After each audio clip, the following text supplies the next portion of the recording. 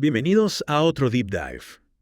¿Están listos para energizar sus conocimientos sobre electrónica? Claro que sí. Hoy nos sumergimos en el mundo de los circuitos. Y la ley que los gobierna. La ley de Ohm. Mm, Tenemos aquí, listos para desmenuzar, artículos de Wikipedia. Es fascinante cómo algo tan fundamental como la ley de Ohm sustenta gran parte del mundo moderno. Totalmente. Desde la linterna más simple. Hasta los complejos aparatos electrónicos que usamos a diario. Todo se basa en estos principios. Listos para encender la chispa del conocimiento. Vamos a hacerlo. Comencemos.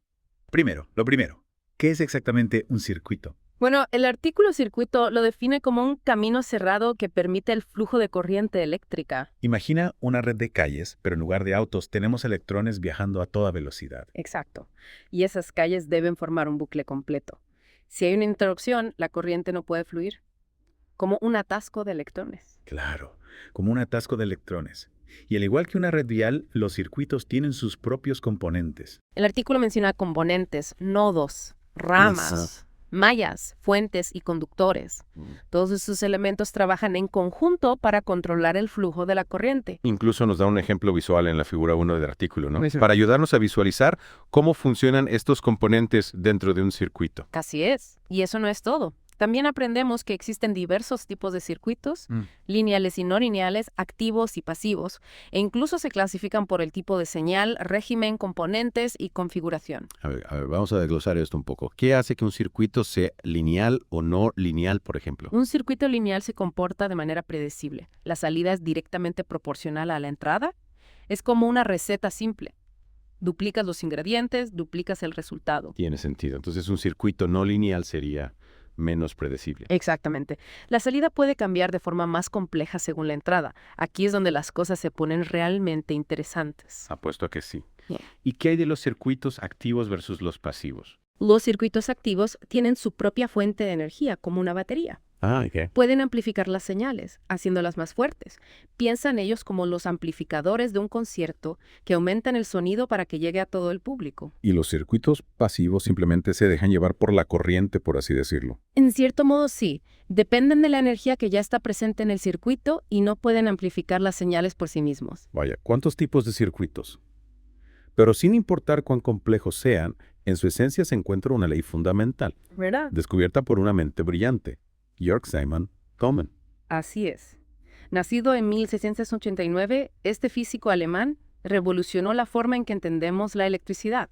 Wow. Su trabajo condujo al desarrollo de lo que hoy llamamos ley de Ohm, y en su honor, la unidad de resistencia eléctrica se denomina ohmio. Entonces, ¿qué significa todo esto? ¿Qué es exactamente la ley de Ohm y por qué debería importarnos? En términos sencillos, la ley de Ohm describe la relación entre el voltaje, la corriente y la resistencia en un circuito eléctrico. Es como una fórmula mágica que nos revela mucho sobre cómo se comportan los circuitos. Danos la ecuación, la fórmula mágica. Aquí la tienes. V-I-X-R. De acuerdo, explícanosla. La V representa el voltaje, que es como la presión que impulsa la corriente eléctrica a través del circuito. Imagínalo como la presión del agua en una tubería. Cuanto mayor es el voltaje, más fuerte es el impulso. Entendido. ¿Qué hay de la I? Eso representa la corriente, que es el flujo real de carga eléctrica a través del circuito. Puedes imaginarlo como el agua que fluye por la tubería. Más presión del voltaje significa un flujo de corriente más fuerte. Entonces, a mayor voltaje, mayor corriente. Tiene sentido. Y la IR debe ser la resistencia, ¿verdad? Exacto. La resistencia a medida en ohmios es como la fricción que la corriente encuentra a medida que fluye por el circuito. Es similar al ancho de la tubería. Una tubería más estrecha ofrece más resistencia al flujo del agua. Cuanto mayor es la resistencia, más difícil es que la corriente fluya. Ya. Y la ley de Aneero.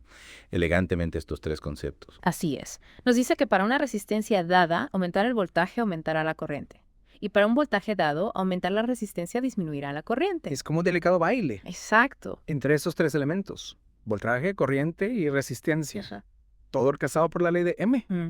Pero ¿cómo llegó a formular esta ley? ¿Cómo fue su proceso? Bueno, implicó mucha experimentación meticulosa. No es que se despertó una mañana con la ecuación completamente formada. Claro que no. ¿Cómo lo hizo? Utilizó una versión modificada de la balanza de torsión de Coulomb. Espera, balance de torsión. Esto suena intenso. ¿Qué es eso? Es un dispositivo que mide fuerzas muy pequeñas a través de su efecto de torsión o rotación.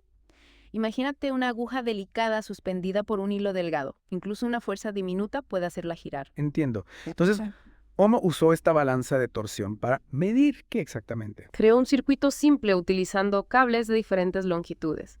Y al medir cuidadosamente las fuerzas involucradas, pudo observar la relación entre la longitud del cable, que afecta la resistencia, el voltaje aplicado y la corriente resultante. Fascinante. Entonces, a través de la observación cuidadosa y mucha inventiva, pudo desentrañar este principio fundamental de la electricidad. Exactamente.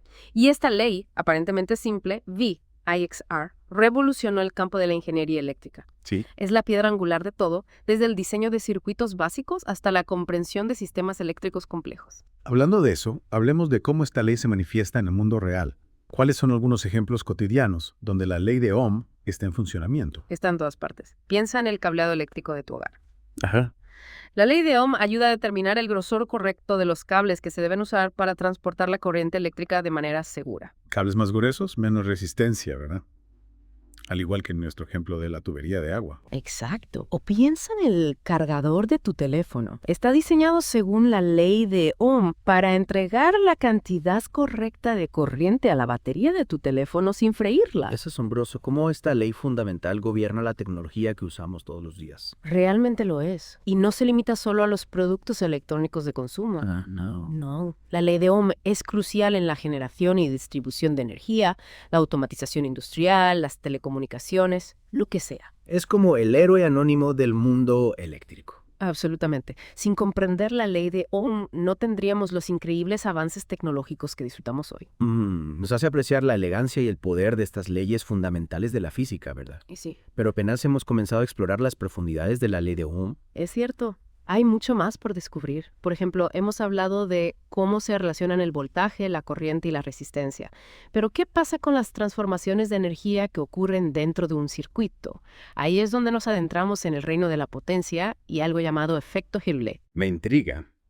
¿Efecto Joule? Suena que algo está a punto de calentarse. Cuéntame más. Literalmente lo hace. ¿Recuerdas que dijimos que la resistencia es como la fricción en un circuito? Sí, como la tubería de agua más estrecha. Correcto. Bueno, al igual que la fricción genera calor, la resistencia en un circuito también produce calor. Este es el efecto Joule en acción. Ajá. Entonces, por eso los aparatos electrónicos pueden calentarse. Exacto. Mi computadora portátil definitivamente irradia algo de calor cuando estoy trabajando. Exactamente. Y cuanto más corriente fluye a través de un circuito, más calor se genera. Todo gracias a esos diminutos electrones que chocan con los átomos del conductor. Entonces, este efecto Joule no siempre es algo malo, ¿verdad? Es decir, usamos el calor de la electricidad para muchas cosas. Tienes toda la razón. Piensa en los calentadores eléctricos, las tostadoras, incluso las bombillas incandescentes. Ajá. Todos usan el efecto Joule a su favor. Tiene sentido. Pero en la electrónica, demasiado calor puede ser un problema, ¿verdad? Por eso tenemos ventiladores y disipadores de calor. Exacto. Manejar la disipación de calor es un aspecto crucial en el diseño de dispositivos electrónicos. Demasiado calor puede dañar los componentes y acortar su vida útil. Es como encontrar un balance, ¿verdad? Sí. Aprovechar el poder de la electricidad y al mismo tiempo mantener las cosas frescas y funcionales. Y hablando de poder, esa es otra idea clave relacionada con la ley de... Claro. En términos simples, la potencia, representada por la letra P, es la velocidad a la que se transfiere o se convierte la energía. En un circuito eléctrico es el producto del voltaje y la corriente. P = VT/C. Entonces, a mayor voltaje y mayor corriente, mayor potencia. Así es. Piensa en un motor potente. Puede entregar mucha energía rápidamente. En un circuito eléctrico, esa potencia se puede utilizar para realizar un trabajo como encender una bombilla, alimentar un motor o cargar tu teléfono. Y esta potencia se mide en... Vatios, llamado así por otra mente brillante, James Watt. Probablemente hayas visto la potencia mencionada en vatios en bombillas y electrodomésticos. Claro. Una bombilla de 100 vatios brilla más que una de 60 vatios porque usa más potencia. Exactamente. Es fascinante cómo estos conceptos aparentemente abstractos tienen efectos tan tangibles en nuestra vida diaria. Y hablando de circuitos, hay otro componente crucial que no hemos mencionado aún, la fuente de energía eléctrica. Ah, cierto. No puedes tener un circuito sin una fuente de energía. Es como intentar conducir un coche sin motor. Exacto. Y esa fuente de energía a menudo la proporciona algo llamado fuerza electromotriz o FEM. Es como la fuerza impulsora que empuja a esos electrones a través del circuito. Entonces, la FEM es como la batería de nuestro circuito, proporcionando ese empuje inicial. Exacto. Y la fuerza de ese empuje se mide en vatios. Y voltios, todo está conectado. Es como si estuviéramos armando un rompecabezas pieza por pieza. Me gusta esa analogía. Y viendo el panorama general de cómo funciona la electricidad, este deep dive ha sido realmente electrizante. Hemos explorado los fundamentos de los circuitos, nos hemos adentrado en las complejidades de la ley de Coase, e incluso nos hemos aventurado en el reino, donde esas mismas leyes se doblan y moldean para crear la tecnología de la que dependemos a diario. Y lo mejor de todo es que solo hemos arañado la superficie. Hay todo un universo de fenómenos eléctricos esperando ser explorados. Totalmente. Por ejemplo, ¿qué tal cómo la temperatura influye en la resistencia de un material? Algo para investigar por su cuenta. Hasta la próxima. Mantengan esos circuitos fluyendo y su curiosidad cargada.